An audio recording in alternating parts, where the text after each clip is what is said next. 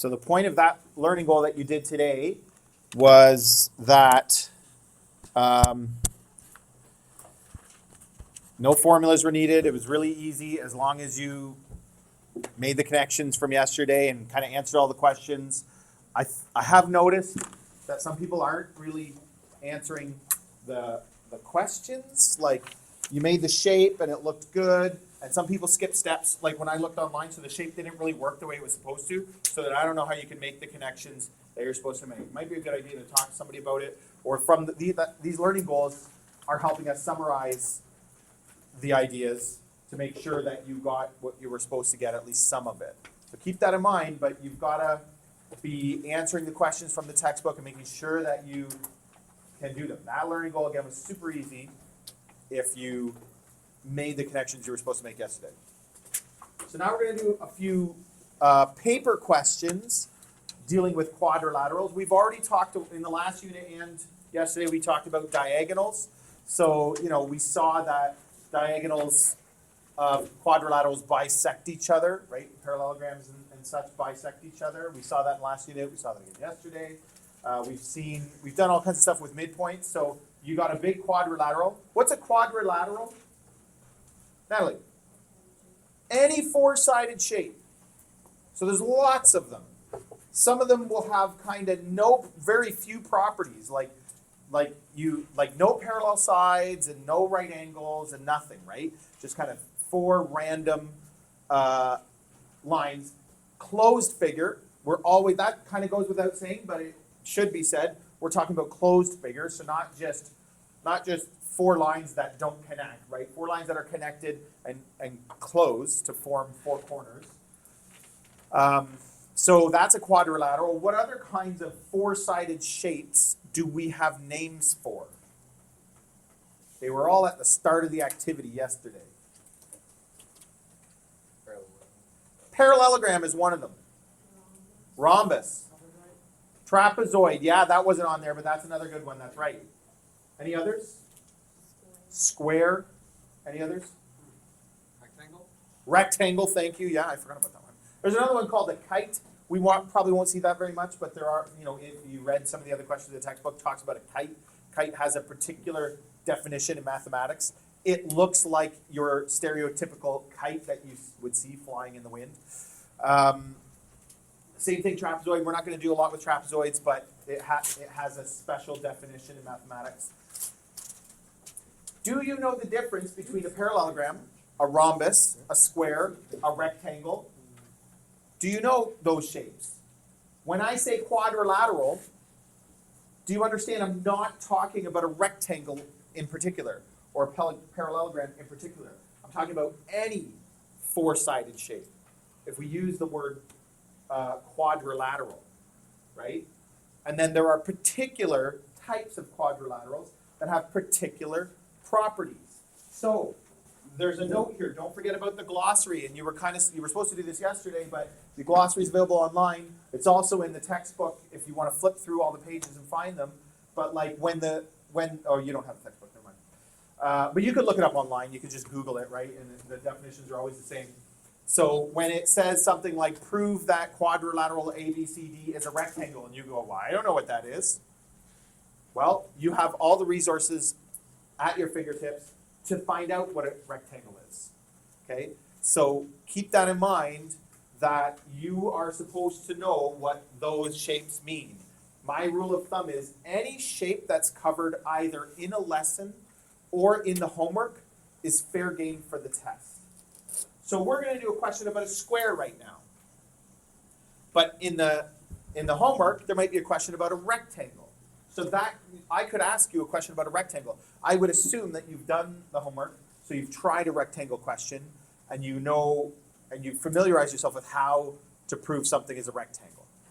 Okay? That's what I would expect. So, we've already talked a little bit about parallelograms. We haven't proved that something is a parallelogram, but we have talked about them. So to prove something is a parallelogram, you would have to look at the formal definition. We'll look at that in a second here. Look at the formal definition and figure out what it is. Darren, you had a question. I was going to say, can we think of the Yeah, absolutely. How could I even stop you from doing that? But that would be a great idea. Yeah, absolutely. Oh, whoops, there was a problem previewing this document. Okay, no. I'll open it up from here, my personal files. Okay, so if I went to parallelogram, there it is. It's a quadrilateral with opposite sides that are parallel. Turns out the opposite sides are also equal, that should say in length. Equal in length. Okay? So, opposite sides that are parallel, how would you prove something is a quadrilateral or is a parallelogram?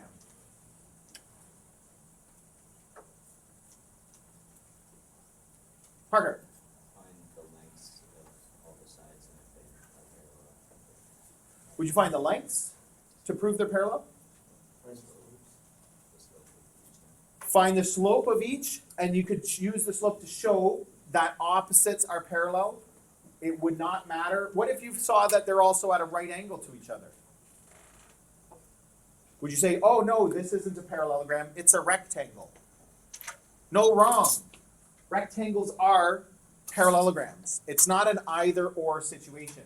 The definition, this is in general, think about this. And if you have any questions ever, ask. I will answer your questions, but I won't tell you every single fact about every single shape because it can't, that would take forever. But if you're wondering about one in particular, ask and I will definitely tell you. So a parallelogram has opposite sides that are parallel. That's it. So a square is a parallelogram. A rhombus is a parallelogram. A rectangle is a parallelogram, right? Trapezoid is not a parallelogram, right? Because it only has two pairs of, or one pair of parallel sides. Anyway, so parallelogram would include all those shapes. So you don't have to find the lengths. You don't have to worry about the angles. You just have to worry about the slope and show that opposite sides are parallel. So there's one. That's how you would verify that shape. And the glossary there helps us with that. Okay, good. So let's take a look at this one. Oh, while we have it up, let's take a look at square. A quadrilateral with 4 equal sides and 4 right angles.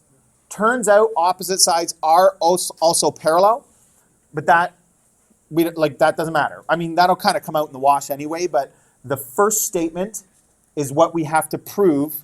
That's sufficient for proving something is a square. Do you understand what I mean by sufficient? Enough. That's enough. You could prove more about squares. There's lots of properties of squares that you could discover, you could find, you could show. But the minimum amount that you would have to do would be finding 4 equal sides and 4 right angles. Okay? So let's go ahead and try that. Show that the quadrilateral ABC, this is what I've been talking about all for the last several weeks, is like, I'm not showing you how to do every kind of question.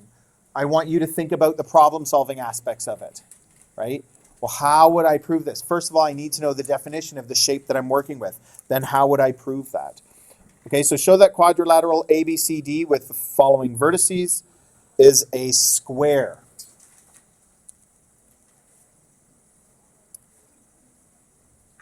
So first we're going to graph it. You can sketch, that's fine. If you have graph paper, that's great. Or if you have those little stickies, that's awesome.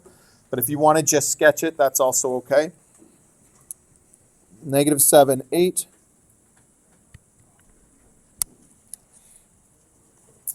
2 and 6. -9, -1. And 0, -3.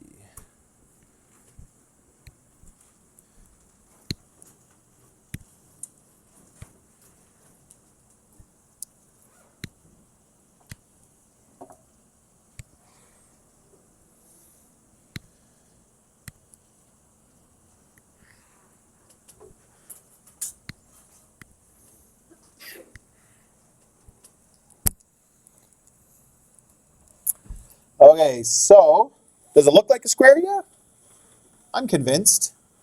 What if it didn't look like a square? I mean, maybe your scale is messed up. Maybe you plotted one of the points wrong. That Sometimes if it doesn't look quite right, it's because you plotted one of the points wrong. But maybe I'll show you this after. If I took GeoGebra and I plotted this, and then I start dragging the axes around to change the scale, it'll skew the graph. It won't look like a square, and yet it is a square. So be careful, again, of what things look like. We're showing things algebraically, but it helps to have the visual. Okay, so what are the criteria?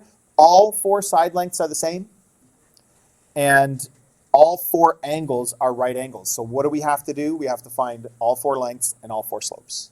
Okay, so let's go ahead and do that.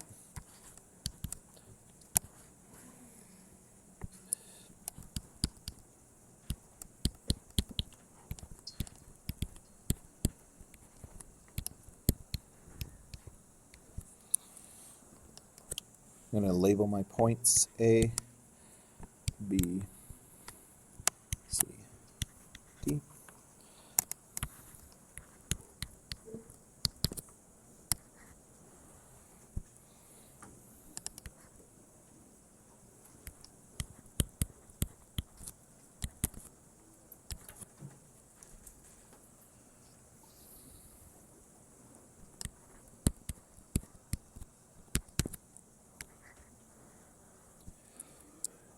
Nine squared, which is 81. 2 squared, which is 4. So root 85, and I am going to leave it like that. Not get the decimal. Please don't get the decimal. Okay, you try the next one on your own, see how you do.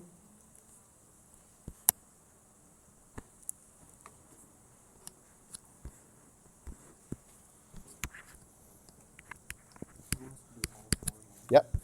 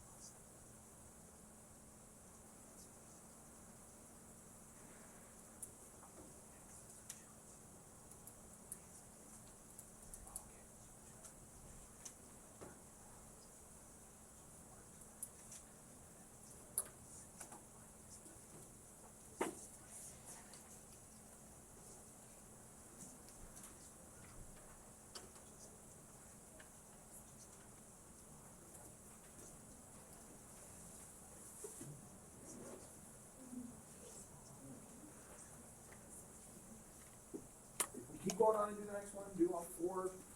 Why not?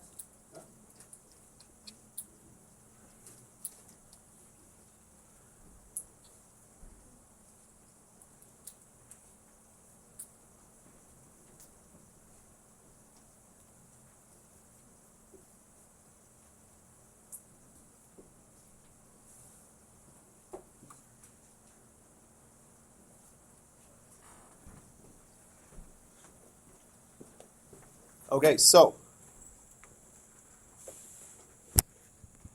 I got root 85, square root of 85 for each of them. Finish. I'm going to give you another minute or two to move on. It's not really worthwhile to just copy down all of my work, right? You got to try it yourself. It's good practice. If you need to, you can copy it down later. You have to watch for signs. You know, it's funny, like in grade 9, people struggle with subtracting a negative or a negative minus a positive or whatever it is, and then like we do it, I don't know, 20 times in one question in grade 10. Right? You have to be able to figure out signs. It just takes a little bit of care at first, and then all of a sudden you get good at it. The other thing is, look at my notation. You should be getting on board with trying to learn how to write it that way. So length of AB, length of BC, length of CD. Again, I tried to be hard on you at the beginning of the year to write your equal signs and to show what you're doing. And I've said, like, you got to show formulas, you got to say what's equal to something. And here's why, because now you've got 4 different things. And if I was marking this and you didn't have any of that notation and you made a mistake, you're getting 0. I mean, I don't know how I'm supposed to figure out what's what if you don't indicate what you're trying to find. Is this the length of BC, or is it the length of DA, or are you finding a slope? Like, what is it that you're doing, right? So these big questions, it gets that much more important to be careful of your notation. Okay, so far, so good for a square. What was next? Somebody remind me. Yeah, Ahmed. Slope. So let's go ahead and find the 4 slopes.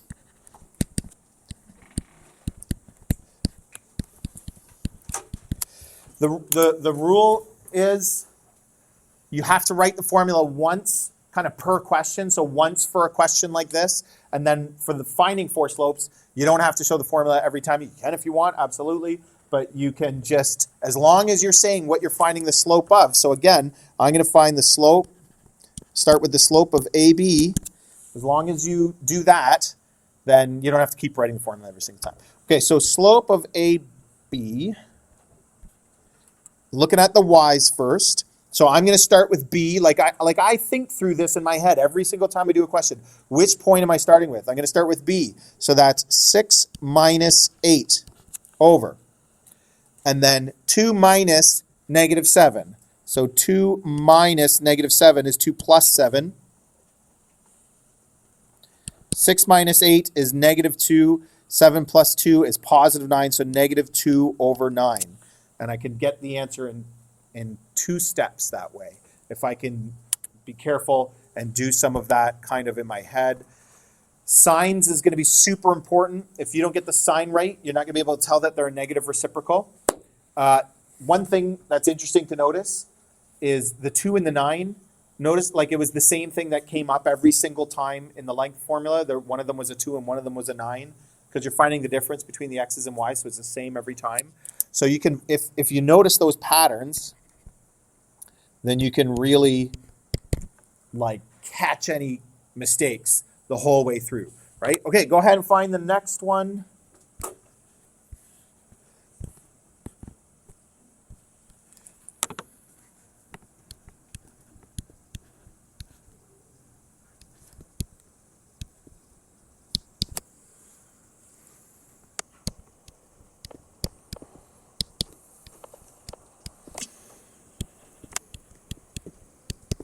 Find all 4, you don't have to wait.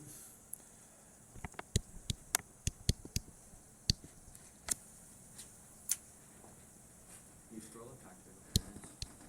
No, actually, because it's all frozen. I will after, for sure, I will after.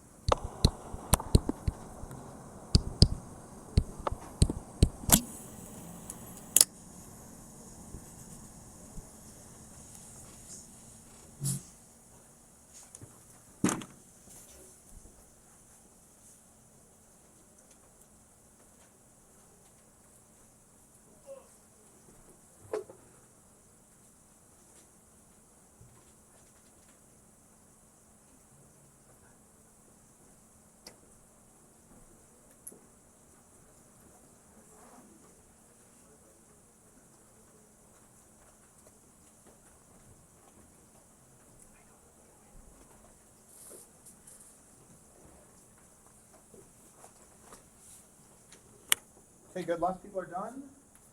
So I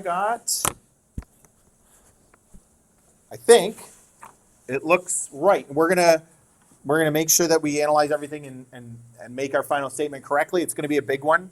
These kinds of proofs or verifications have big final statements because we have to. That's what we have to do. But it looks to me like adjoining line segments have negative reciprocal slopes. So negative 2 over 9, and the next one's positive 9 over 2. The next one's negative 2 over 9, the next one's positive 9 over 2. So in every case, it looks like that's good. So I haven't made any mistakes. I think I'm all good. And here's what we say. Since length AB equals length BC equals length CD equals length DA, and this is, some people are going to think this is kind of over the top, but it is important that when you're doing these kinds of proofs, I mean, this is mathematics, that not only have you proven that in this case it's a square, but you understand why it's a square, right? Like, otherwise, you could just find every length, find every slope, maybe find every midpoint, and then say, therefore it's a rhombus. Like, okay, but what in your work proved that it was a rhombus, right? So you have to say why. And doing a rhombus is different from a square, is different from a rectangle. So you have to be very specific about why. So we're going to say AB is perpendicular to BC, and BC is perpendicular to CD, and DC is perpendicular to DA, and is that right? Yeah, DC is perpendicular to DA, and there should be one more. DA is perpendicular to AB. So 4 right angles. Therefore, quadrilateral ABCD is a square. Make sure you say that too.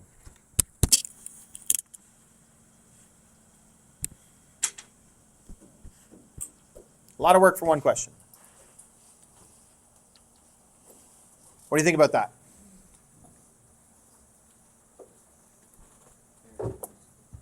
Easy? Math is easy. You just have to understand the problem solving. Yeah, it's time consuming, sure. But it's no different than doing 4 find the slope of these line segment questions, right? You do 1 instead of 4. Or in this case, maybe 1 instead of 8. Good. Okay, one more question. Let's try one more.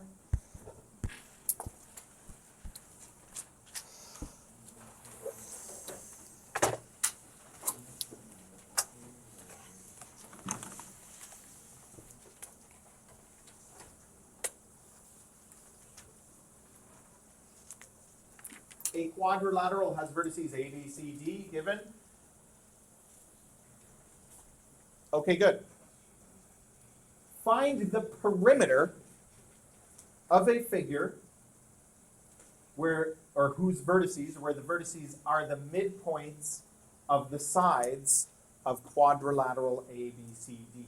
I think this one's pretty straightforward, but I think that some people maybe have a problem parsing through the instructions and understanding what exactly it's asking you to do. So read it over a few times, and again, if you just practice, most of the questions that you see are variations of each other.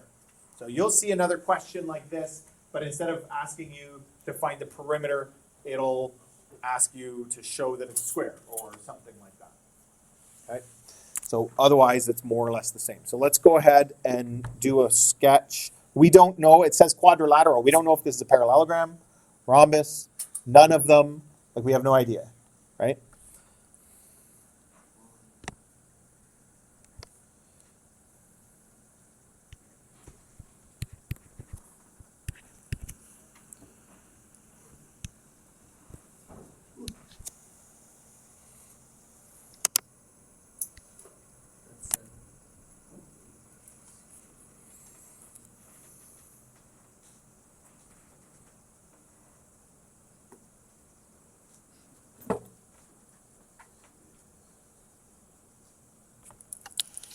Thank you. That's 7. That's what you were saying.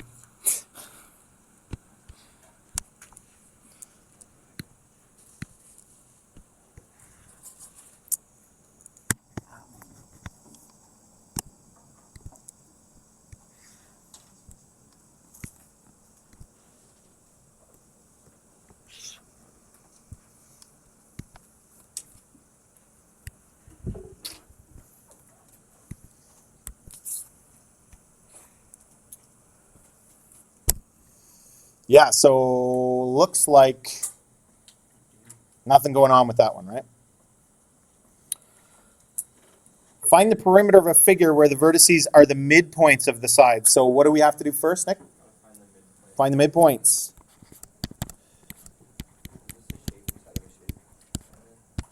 Yeah.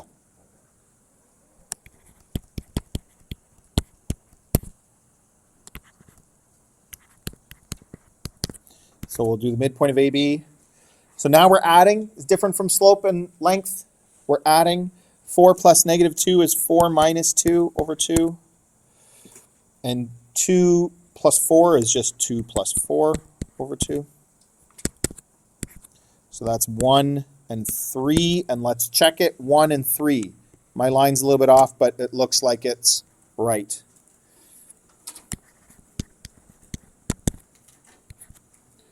Okay, keep going and do the rest.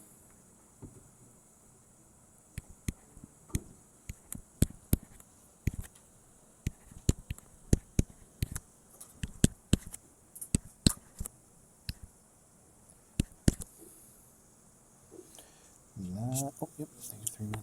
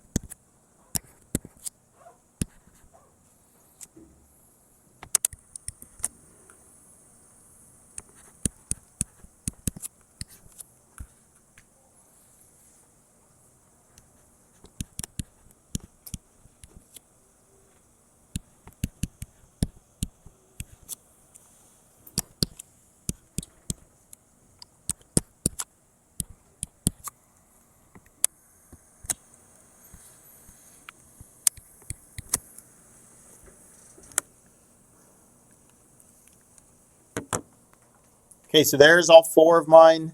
They all looked right on the graph. I gave them new names. That will make it easier to do the next part. And I'm going to show the actual shape now. Oops.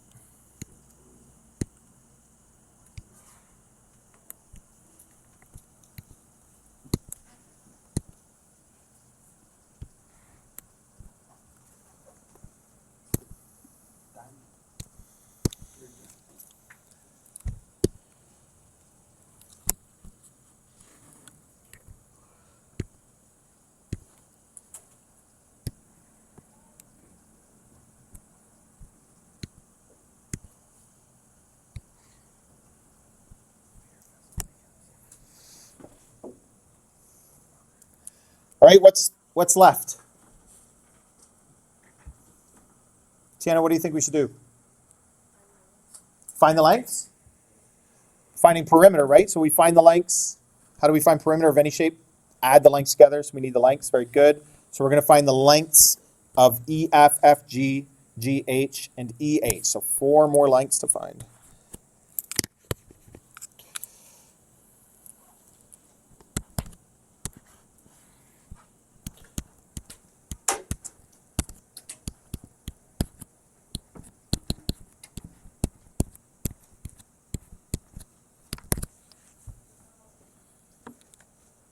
So go ahead and find those.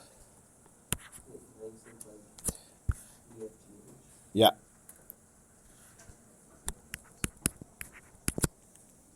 I'll put the first one up. So length EF.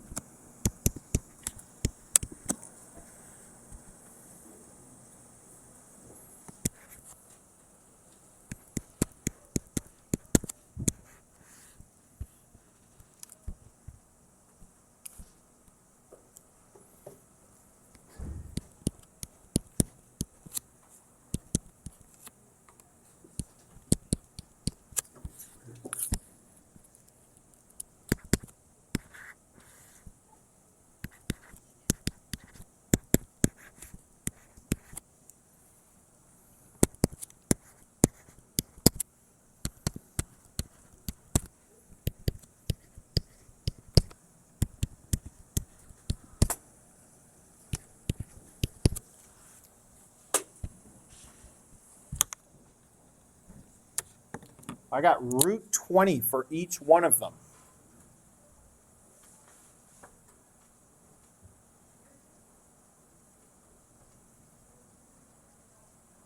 What does that tell us? It's a square.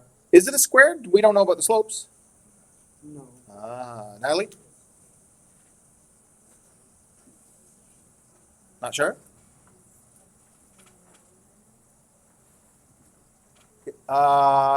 It is. Although, how do we know that?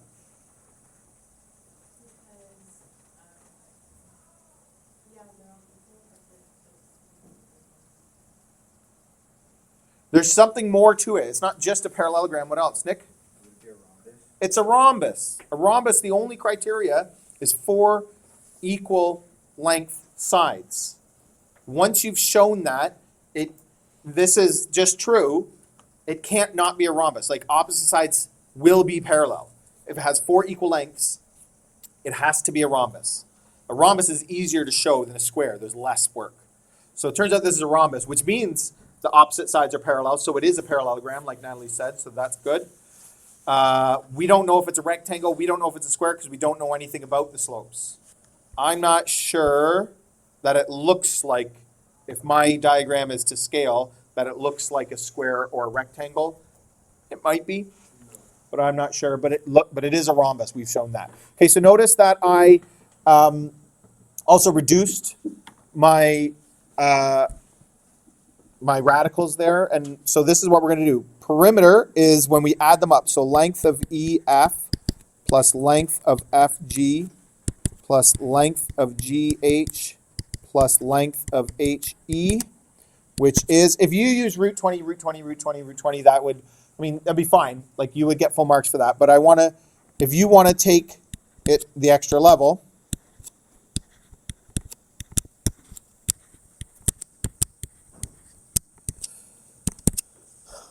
which will certainly help towards next year because, again, this is where this stuff's going.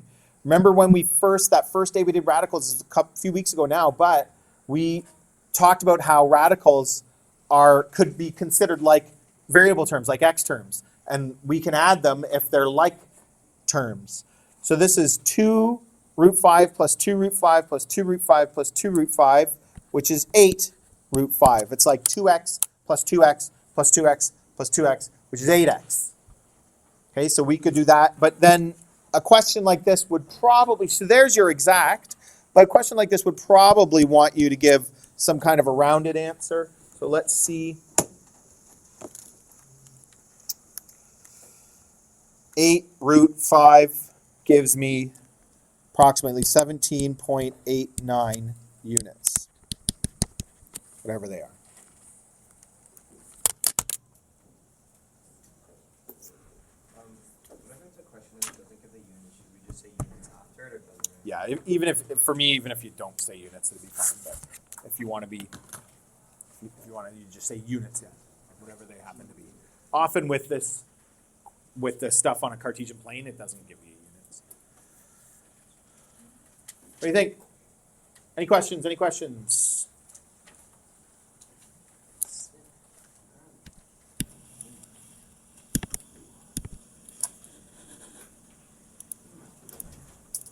What's going on here? Okay, there's your homework.